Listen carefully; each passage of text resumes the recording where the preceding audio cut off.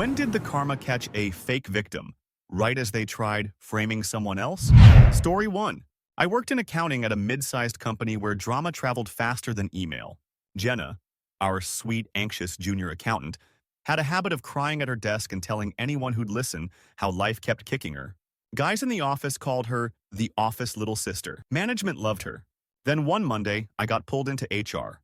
They sat me down with that look. HR rep, my manager, Jenna, and a printed stack of emails. Apparently, I'd been financially bullying Jenna, pressuring her to override controls, forcing her to stay late unpaid, screaming at her in private, threatening her job. She'd made a formal complaint and said she had documentation. The emails they printed looked like my address, my signature. But the tone was off. I'm direct, not cartoon villain abusive. One allegedly from me literally said, "Do what I said, or I'll make sure you never work in finance again." I laughed when I read it, which did not help my case. Jenna was shaking, dabbing her eyes with a tissue, talking about workplace trauma. HR said they'd have to suspend me while they investigated unauthorized write-offs she'd been forced to process under my login. That's when karma clocked in. Our IT guy, Harish, is one of those silent, underestimated geniuses. HR had looped him in to confirm whether my emails were real. He walked into the meeting with his laptop, barely looked at anyone, and said, "So, yeah, none of these came from OP's account." He plugged into the TV and showed the logs. All of the emails from me were sent from Jenna's computer, on her login, via a spoofing tool she installed. The forced write-offs were processed under my username at 2 a.m. from her IP address using a saved password she'd gotten somehow. But the kicker was Slack. Unbeknownst to Jenna, our free Slack tier had enough history to show she'd DM'd her roommate, bragging, "If this works, he gets fired for harassment, and I look like a hero for speaking up.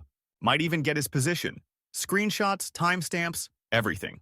She'd even sent a TikTok link about how to deal with a toxic boss right after. Jenna went dead quiet. The tears just stopped. HR asked if she wanted to explain. She asked for a lawyer. They escorted her out, box in hand, while the same guys who'd baby-talked her pretended not to stare. I got reinstated with an apology that felt more like paperwork than remorse. But the karma part came a week later. Jenna blasted the company on LinkedIn, trying to play victim again, and Harish simply commented, "Employers, feel free to DM if you'd like the IT findings." The post disappeared within an hour. Story 2. I was 13 when my mom decided to turn my dad into a monster.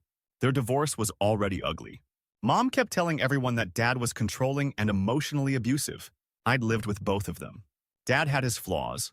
Late, messy, a little clueless. But abuser, wasn't it? Mom wanted full custody and more child support.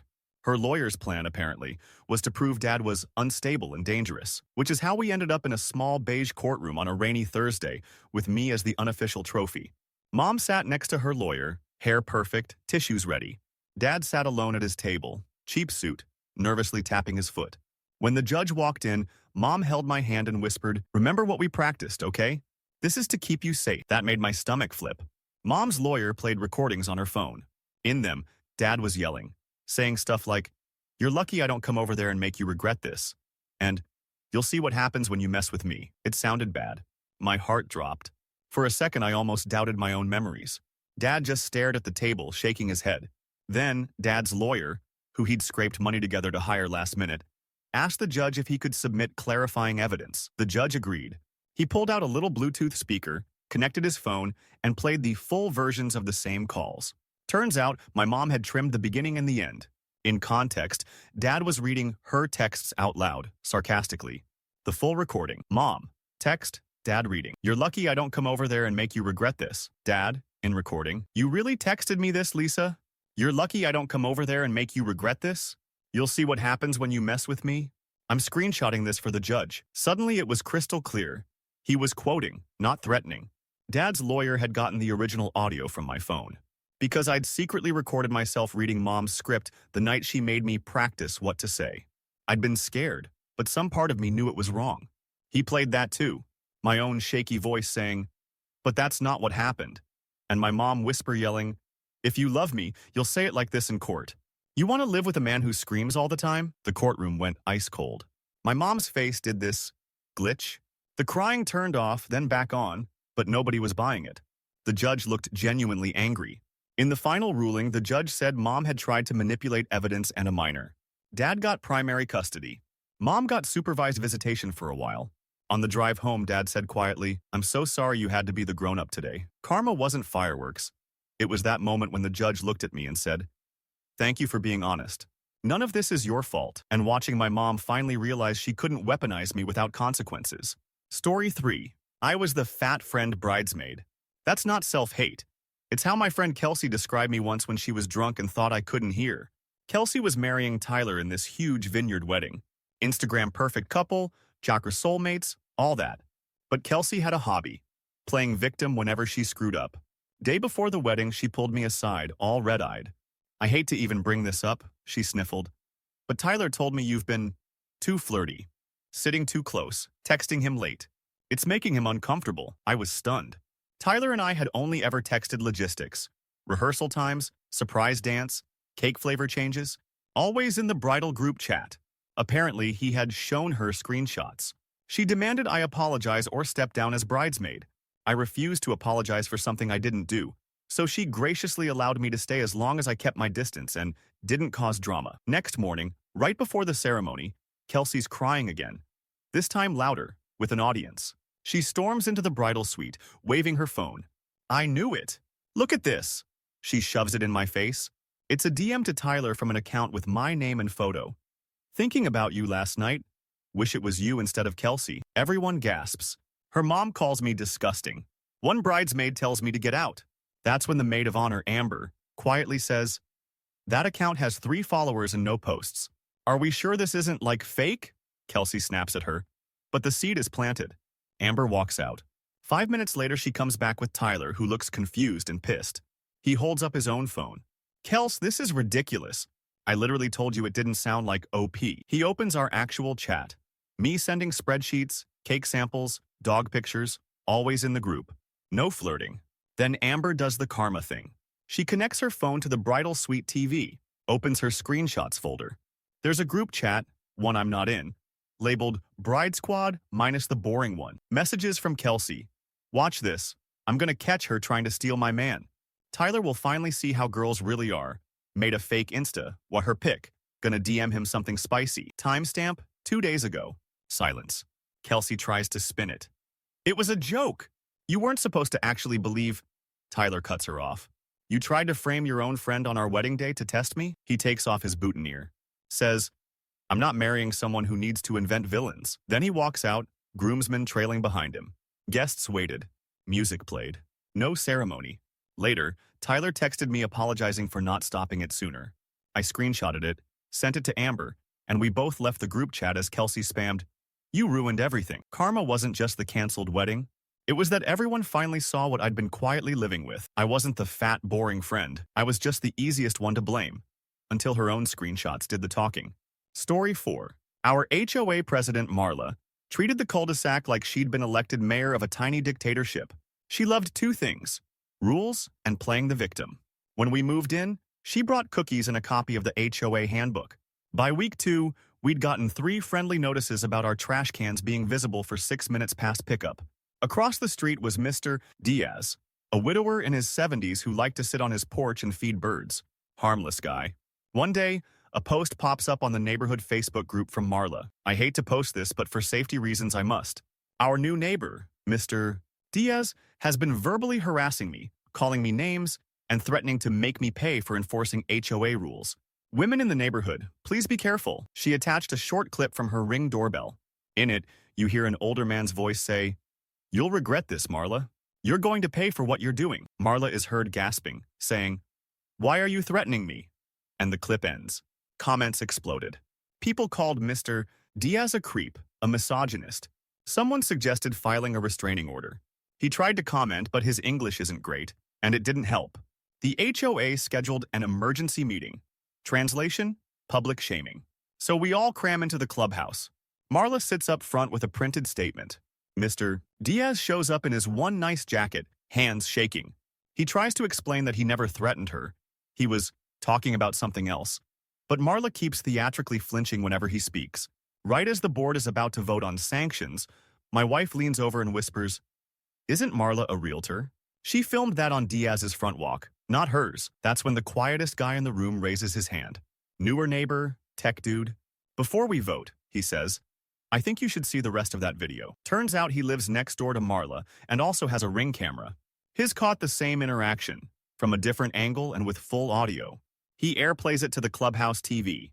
The unedited version starts with Marla standing on Mr. Diaz's porch, waving violation notices and saying, "You can't have your granddaughter's stroller on the porch, it's a code issue.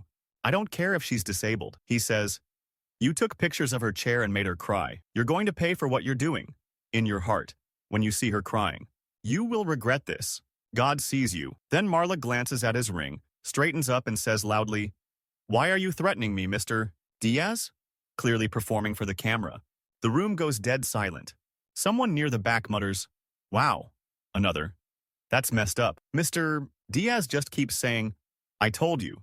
I told you." Marla starts stammering about context, but the board president, who's been her puppet for years, suddenly looks furious.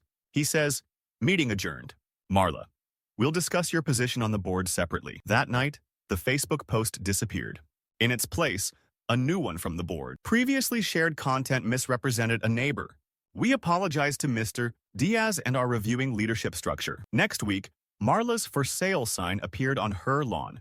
Every time I walk by Mr. Diaz feeding birds, I swear they chirp a little louder. Story 5. I started dating Ethan knowing only 2 things about his family. His dad was dead, and his sister hated him.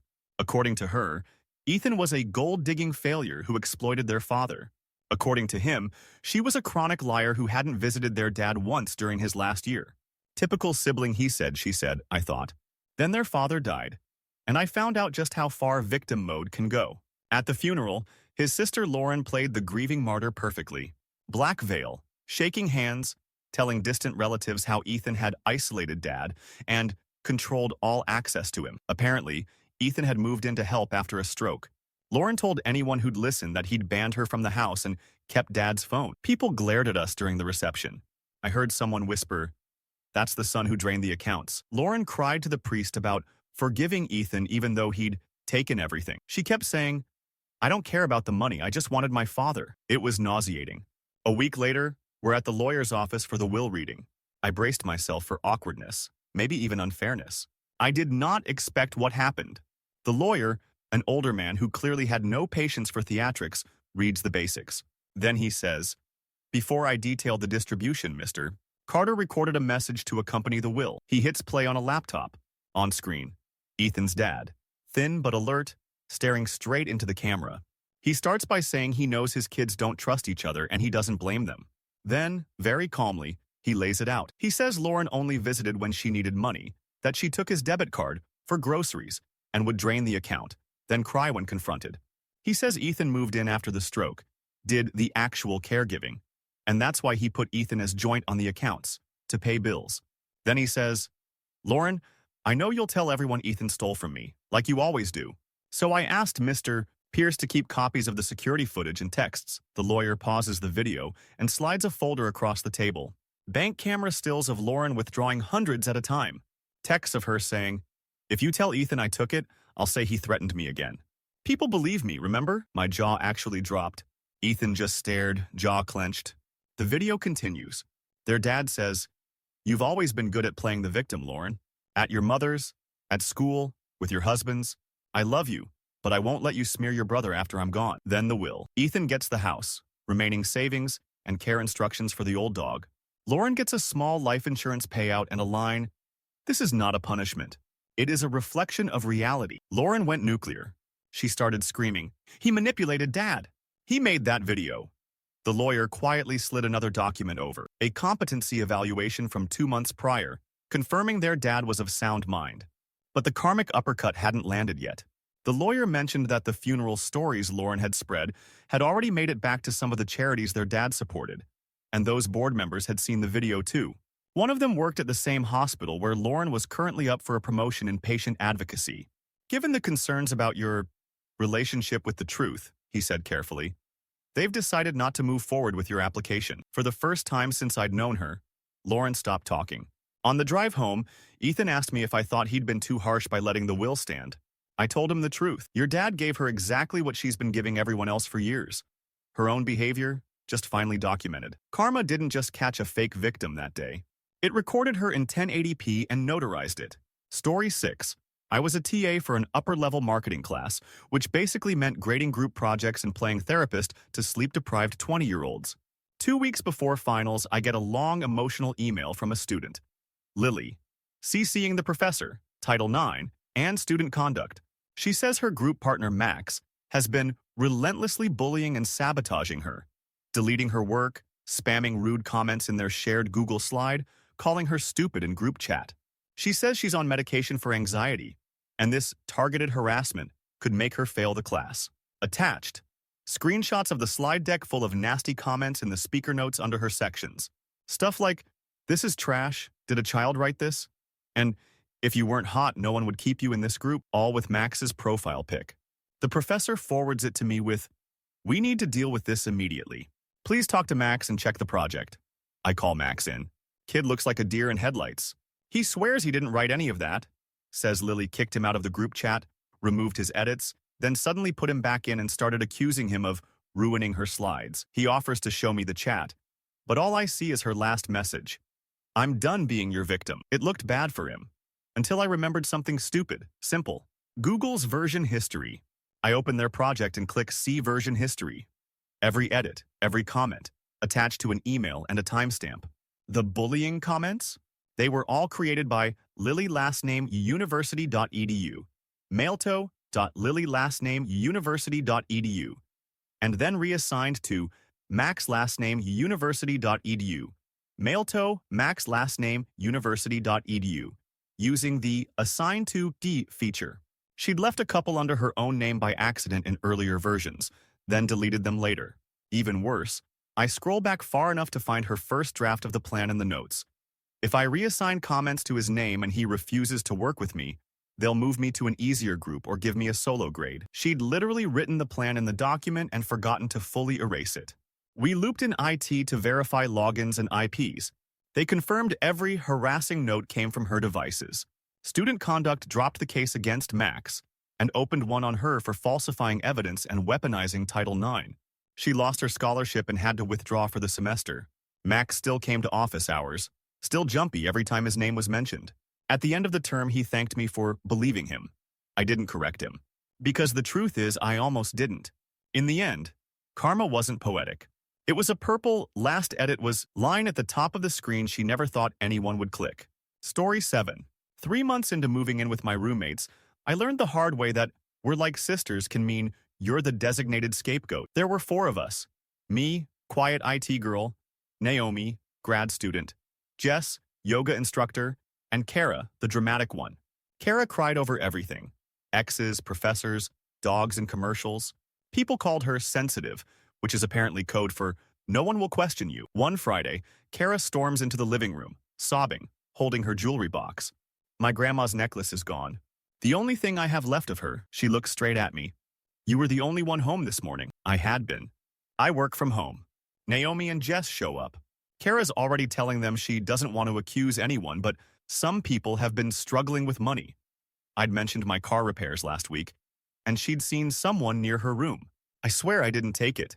They search my room. Drawers, bags, pockets, nothing. Kara says, maybe she already sold it. She starts talking about filing a police report and having to tell them who had opportunity. I could feel the narrative slipping away from me. I had no proof I didn't do it. Then our landlord knocked. He'd come by because the building had just installed new hallway cameras after a string of package thefts, and he needed us to sign some release form. Naomi blurts out, "Wait, cameras? Like, in the hall?" She explains the situation. Landlord raises an eyebrow. "Want me to pull last night's footage?" We all cram into his tiny office downstairs while he scrubs through video from outside our unit. There's me leaving once to take out trash. There's Naomi coming home. There's Jess with her yoga mat. And then there's Kara, at 9 a.m., walking out of our apartment with a small velvet box in hand, shoving it into her tote and heading straight for the elevator. Silence. Landlord keeps going out of curiosity. 2 hours later, she's back, empty-handed, carrying a pawn shop bag with a logo you can clearly see when she pauses to text. That's not," she stammers. I say nothing. Jess just whispers, "Dude." Kara finally breaks. "I was going to buy it back. I just needed the cash for my credit card bill, and then when I couldn't, I panicked, okay? I thought if everyone thought it was stolen." Naomi stands up. You tried to give OP a criminal record because you maxed your Amex? We gave her a week to move out. She left in 2 days. That night, Naomi slid a small gift bag onto our coffee table. Inside was a cheap little necklace with a fake gemstone. Not from a grandma, she said. But at least if this one goes missing, we'll know the cameras will snitch. The part that stuck with me wasn't kicking Kara out. It was realizing that if the building had been 1 week slower installing those cameras, my word would have been worth less than the lie of a good crier. Story 8. I mowed for a mid-sized Twitch streamer, Ray. We're not huge, but we have a solid 2K average and a decent little Discord. One of the other mods, Jay, has been there since the beginning. Quiet, reliable, great at shutting down creeps. Enter Nova, a bigger partnered streamer we raided one night. She and Ray clicked, did a collab, then 3. Then suddenly Nova was in our Discord as a special guest. Nova's whole brand was trauma queen, in the literal sense. She talked openly about past abuse and had a fiercely protective fan base. One morning, Twitter explodes. Nova posts a long twit longer about how a small-time mod from a friend's community had been sending her relentless sexually aggressive DMs and threatening to ruin her if she spoke out. She posts screenshots, a username and avatar that are clearly Jay's. Lines like, "Come on, you know you like the attention," and "If you tell anyone, I'll deny it and you'll lose sponsors." It looks horrible. Nova never says Jay's name, but she doesn't have to. People connect the dots in 10 minutes. Her fans swarm our Discord, calling him a predator. Ray kicks him from the mod team while we figure things out. Jay's offline, not answering texts. My stomach is in my shoes. Then one of our other mods, Lena, pings me privately. Something's off. Check mod logs. In Discord, every DM report goes through a bot that logs when someone connects their account to bots, changes nicknames, etc. We noticed something. 3 days before Nova went public, she'd connected to a mobile logging bot that requests read message access for analytics. Suspicious, but not damning. The damning part was when Lena screen shares. She'd been recording the last collab for highlight editing. At one point, Nova accidentally shares her screen instead of the game. For 3 seconds, you see her Discord DM list. There's a conversation with Jay, and next to it, her own name appearing at the top of the last message column, not his. We start digging. Another mod, who had been added to a group DM with Nova and Jay early on, still had the full chat. In it, Nova is the one sending late-night jokes about using my trauma card on you. And when Jay gently says, "I'm not comfortable flirting, I just want to mod and vibe," she replies, "Wow, rejecting a survivor. Yikes." When he stopped responding, she wrote, "If you ghost me, I'll make sure people know what you're really like." We compile everything. Timestamps, full screenshots, the accidental screen share. Ray messages Nova privately. She can quietly delete the twit longer and apologize, or we go public. Nova doubles down.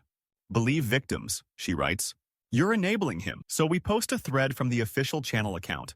Not defensive, just the full unedited logs, plus a clip of her screen showing she'd been sending the messages she cropped. It blows up. Some of her fans dig in, but sponsors don't care about parasocial loyalty. Within a week, 2 of her brand deals reassess the partnership. Her follower count bleeds. She posts a shaky, "I was confused and hurt" non-apology that convinces exactly no one. Jay comes back online quietly. No victory lap. Just, "Thanks to those who didn't immediately assume the worst." He stops modding for a while anyway. Karma caught her, sure. But the echo that stayed with me was Jay's last message in our mod chat. "It's wild how a cropped screenshot almost deleted my life, and full context only barely saved it." Story 9. My mom broke her hip at 74, which is basically a life-upending event. She ended up on a surgical floor for 2 weeks. I visited every evening after work, clutching bad coffee and my guilt for not being there 24/7. Most of the nurses were great. One in particular, May, was always humming under her mask, explaining every med, repositioning my mom even when she was clearly slammed. Mom called her the gentle one. Then there was Carla. Carla was dramatic. Loud sighs, eye-rolling, telling my mom, "You have to help me help you," when mom couldn't lift her own leg. Once I overheard her complaining at the nurse's station that families think they own us. I tried to give her the benefit of the doubt. Everyone has bad days. One night I walk in and mom's crying quietly. She's in a soiled gown, bed rail sticky, water cup out of reach. She says she's been pressing the call button for hours. When I hit it myself, Carla appears. "Oh," she says. "I told her I'd be back after I finished passing meds. We're short-staffed." Mom whispers that her hip and back are on fire. I can see the beginnings of a pressure sore. I lose it a bit. I ask to speak to the charge nurse. Carla's face crumples. Suddenly, she's the one tearing up. I'm doing my best, she says. May keeps disappearing and leaving all the heavy patients to me. I asked her to help turn your mom earlier and she said she didn't have time and walked away. I can't do it alone. I feel bullied. By the time the charge nurse arrives, Carla has spun a story where May is lazy, unsupportive, even snapping at her in front of patients. She says she's afraid of retaliation. It sounds plausible enough that the charge nurse frowns and says she'll look into May. I go home furious at May, of all people. Next day, I come in ready to glare. Instead, May is nowhere to be seen. My mom has a different nurse. When I ask, the new nurse hesitates and says, she's meeting with management. Guilt prickles my spine. An hour later, the charge nurse pulls me aside. I wanted to update you, she says. We reviewed the situation. Turns out, every time a nurse answers a call light, it logs under their badge in the system. May's charting showed she'd been in my mom's room 4 times that day, before noon. Carla's badge hadn't touched my mom's call light since the previous evening. Also, she adds, the hallway camera shows May trying to get Carla to help reposition your mom. Carla waves her off, checks her phone, and walks the other way. Carla had turned off the bed alarm earlier because it was annoying, and then just never came back. When she realized mom's skin was breaking down, she panicked and tried to pin it on the coworker she didn't like, banking on the overworked victim narrative. May comes by my mom's room later, eyes a little red but smiling. She apologizes for my stress. I end up apologizing to her instead, rambling about how I should have trusted what I saw over one tearful story. 2 weeks later, when mom is finally discharged, I check the staff board. Carla's name isn't on the schedule anymore. On the drive home, mom dozes in the back seat. She wakes up just enough to murmur, the gentle one. She stayed. The other one's gone? Yeah, I say. Mom smiles, small but satisfied. Good. She always left my water empty. It hit me then. Carla's whole case hinged on the assumption that sick old women and tired daughters don't notice who actually shows up. But the charts did. The cameras did. And karma did too. Story 10. First year teaching drama at a suburban high school. I inherited a program that revolved around one star, Brielle. She'd been the lead in every show since freshman year. Parents adored her. Administration bragged about her inevitable Broadway future. She also had a reputation for mental health struggles that conveniently surfaced whenever anyone challenged her. Our spring musical was Chicago. Brielle, obviously, was Roxy. A quiet tech kid named Rowan ran sound and mics. In the weeks leading up, she complained constantly that he was obsessed, staring, making her uncomfortable backstage. When I asked for specifics, she gave vague answers. The way he looks at me. The vibes. Opening night, halfway through Act 1, Brielle's mic cuts out. Then back in. Then out again. She powers through, but you can see the panic. After curtain call, she storms into the green room in tears. He sabotaged me, she screams, pointing at Rowan. I told you he was creepy.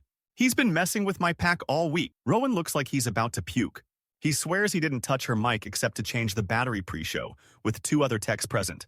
Brielle insists she saw him hovering near her dressing room, that he's been stalking her Insta, that she's terrified. Her mom, PTA royalty, arrives and backs her up. She told us he makes her feel unsafe. By Monday, the principal wants Rowan removed from tech pending investigation. There's even talk of involving the school resource officer. I'm told gently that if I side with the boy, it'll look bad. I almost cave. Then I remember something from our safety walkthrough. The district installed cheap GoPros backstage after a different school had a fire code incident. One points right at the costume rack and mic table. Our AV guy pulls the footage. We watch together. An hour before curtain, Rowan is labeling mic packs, then leaves. 5 minutes later, Brielle walks in alone. She picks up her own pack, looks around, and takes a small pair of scissors from the sewing table. She carefully nicks the cable where it meets the connector. Just enough that movement would cut it mid-show. She laughs, mutters, "That'll teach him to mess with my sound," and walks out. Later, in the same footage, she's practicing an upset face in the mirror. We call a meeting. Me, principal, Brielle, her parents, Rowan, and the counselor. We play the video on the projector. No commentary, just the silent, undeniable sequence of events. Brielle goes sheet white.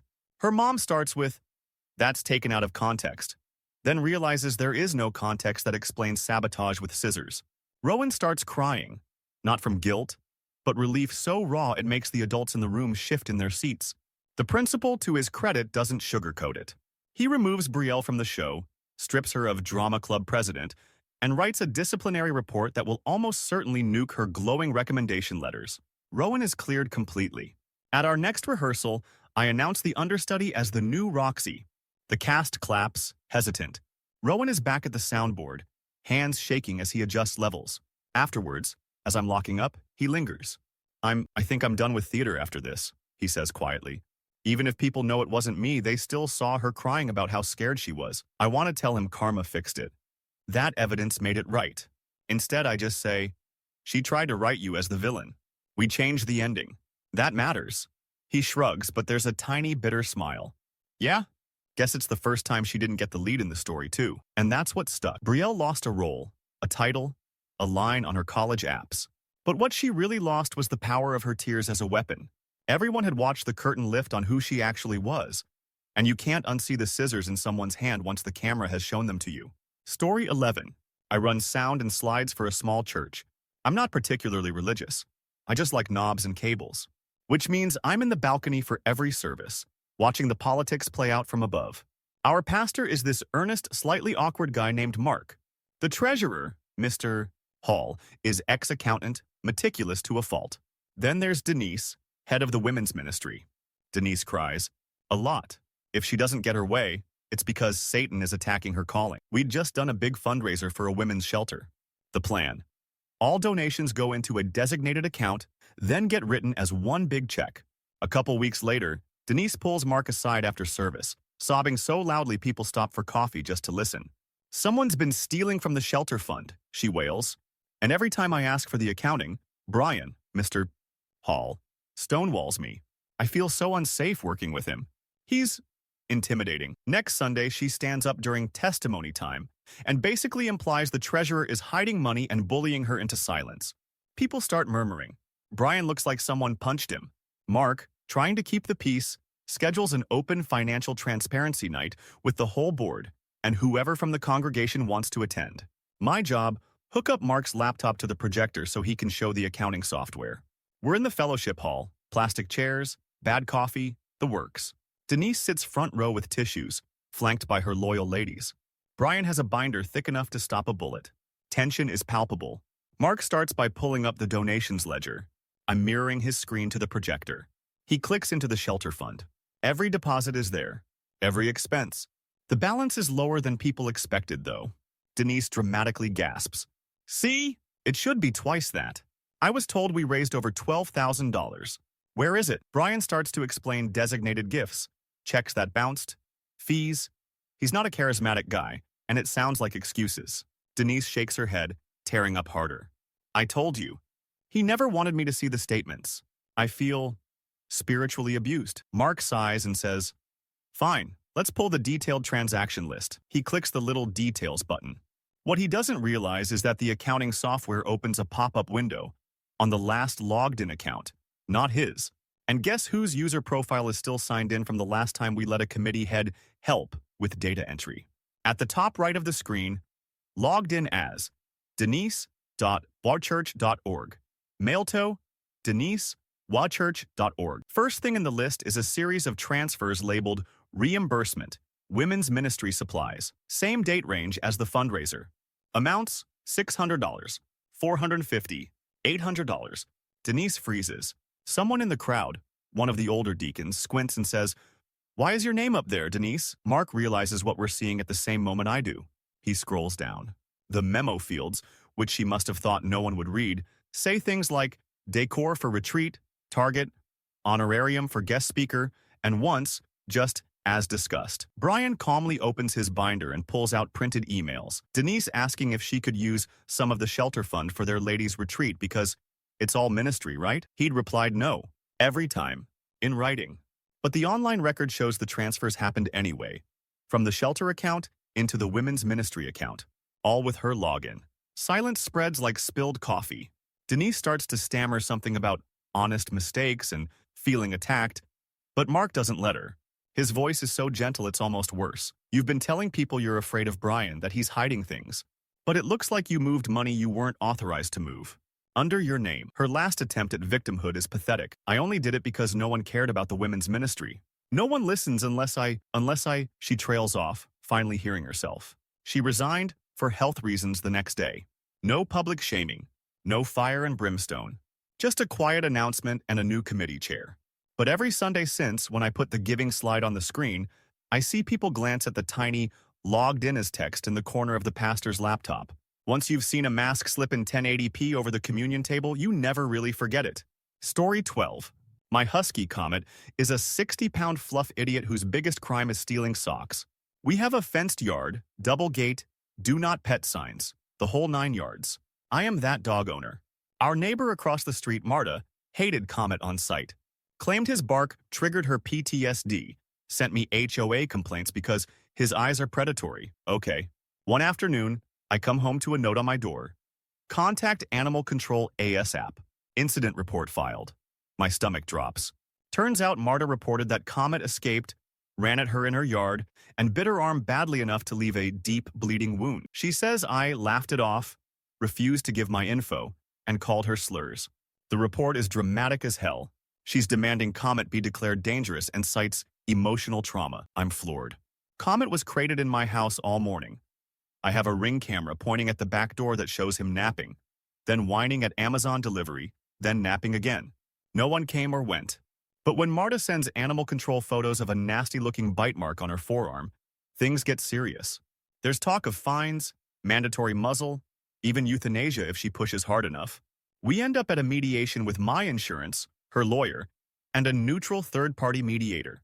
I bring my Ring footage, vet records, the whole file. Her side brings printed photos of her arm, bandaged in purple, plus a handwritten incident log where she describes me as a known aggressive woman. Mediator is a middle-aged guy in a cheap suit and kind eyes. He listens, nods, says we'll review evidence calmly. We start with my Ring footage. It's boring as hell. Empty yard, sleeping dog. The timestamps cover the entire alleged incident window. Marta's lawyer frowns but says, the dog could have escaped earlier and returned. Cameras don't catch everything. Then Marta launches into this tearful monologue about fearing for her life, feeling re-victimized, how she just wants to feel safe walking to her mailbox. Her arm does have a bite. I'm not a monster. I can see she got hurt. Mediator's quiet for a beat. Then says, I need to show you all something. Is everyone okay with that? He turns his tablet around. On it is a TikTok. The username is some random handle. The caption, when you need rent money and your cousin's dog looks like a paycheck. It's filmed in selfie mode. In the video, Marta is laughing with another woman, holding out her uninjured arm to a medium-sized tan dog in a living room. She waves a piece of meat around, then yanks her arm away too slow on purpose. The dog snaps, catches skin. She yelps in exaggerated pain, then grins and says on camera, ooh, that's a good one. Screenshot it. I need to look scared. The next cut is a still of her arm. Same angle as the Comet bite photos she submitted. Same ugly bruise pattern. Same crooked living room lamp in the background. Nobody speaks. The mediator clears his throat. My intern recognized Ms. Marta when she filed the claim and brought this to me. It's public. 6,000 views. Marta turns red, then white. Her lawyer looks like he wants a trapdoor. She stammers that it was a joke, a skit, but the timestamps are from 2 days before the incident. She filed the report the very next morning. Animal Control drops the case. My insurance denies her claim. Later, the HOA quietly removes her from the neighborhood safety committee. Walking Comet that night, a different neighbor stops us, crouches to pet his ridiculous head and says, heard he beat a TikTok charge. Legend. I laugh, but my hands are still shaking on the leash. Because if some bored teenager hadn't recognized her in an algorithm scroll, my dog might have paid with his life for a stranger's fake victim story. Story 13. My 11-year-old son plays on a community basketball team. Nothing fancy. Mismatched shoes, sticky bleachers, grandparents yelling travel at everything. Coach for the past 2 seasons has been a guy named Aaron. Volunteers a ton of time, knows every kid's favorite snack, never yells. Some parents think he doesn't push them hard enough, but the kids adore him. Enter Trent. His kid Lucas joined mid-season. Lucas is talented, but used to being the star. At one practice, when Aaron tells him to pass more, Trent storms onto the court, accusing Aaron of singling his boy out. We have to separate them. Week later, I get an email from the league. Emergency parent meeting. Subject line, player safety concerns. We show up to the gym and there's Trent at the front, arm around Lucas, who's sporting a dramatic face bandage. Trent passes around printed photos. Lucas with a swollen nose, dried blood. He says Aaron shoved Lucas during a drill, screamed at him, made him keep playing while injured. Claims his son is traumatized and that Aaron has a history of anger issues. The room turns. No one's ever seen Aaron be anything but calm, but the pictures are brutal. And when someone says, "Is that true?" Aaron just looks stunned, shaking his head. "I never touched him," he says. "He ran into another kid going for a rebound. I checked on him. He said he was fine." Trent insists Aaron forced Lucas back on the court, threatening to bench him permanently if he sat out. He says he's talked to a lawyer. The league director looks ready to suspend Aaron to protect the kids while we investigate. Then Mrs. Patel, who's the unofficial team mom, quietly says, "Can I see that photo again?" She zooms in on Lucas's jersey front. It's their team shirt, except it's the old design they stopped using last season.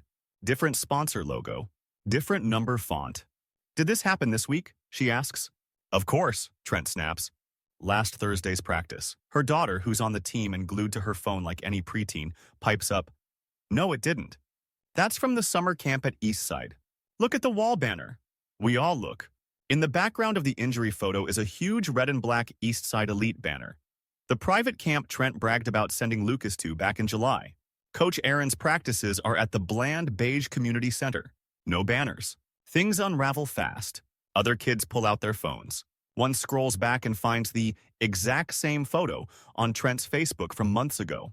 Caption: "Rough day at camp, but my champ kept grinding." He'd taken the old pic down sometime last week, re-uploaded and printed it to blame a coach he didn't like. League director's face goes rigid. "So the only evidence of this alleged assault is a reused photo from another program?" he says. Trent flails, says he mixed up the pictures, then claims Aaron still creates a hostile environment. Nobody's buying it anymore, especially not when one of the assistant coaches pulls up the group text from injury night. Trent bragging, "Lucas took a hit and kept playing, kids tough as nails," with zero mention of abuse. The league bans Trent from coaching, sidelines him from practices for disruptive behavior, and files a report with the camp too. Aaron keeps his position. After the meeting, he sits on the empty bleachers for a long time. When I go over with a coffee, he smiles weakly. "I thought one loud parent could erase everything these kids know about me," he says. "Guess I forgot they also know how to scroll." The next practice, Lucas shows up with no bandage, quiet and embarrassed. He lines up to shake coach's hand like everyone else. For once, it's not the kids learning about sportsmanship. It's all of us. Story 14. I live in one of those new luxury apartment complexes where the walls are thin and the rent is obscene. We have a building-wide group chat mostly used for complaining about packages and organizing trivia nights. One weekend, a new guy moves onto my floor. Slick hair, designer luggage, introduces himself as Blake.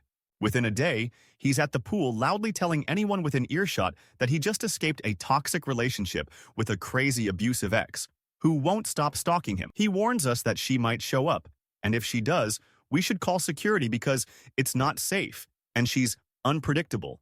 People eat it up. Nothing bonds strangers like gossip. A week later, Monday night, I'm in my pajamas when there's yelling in the hallway.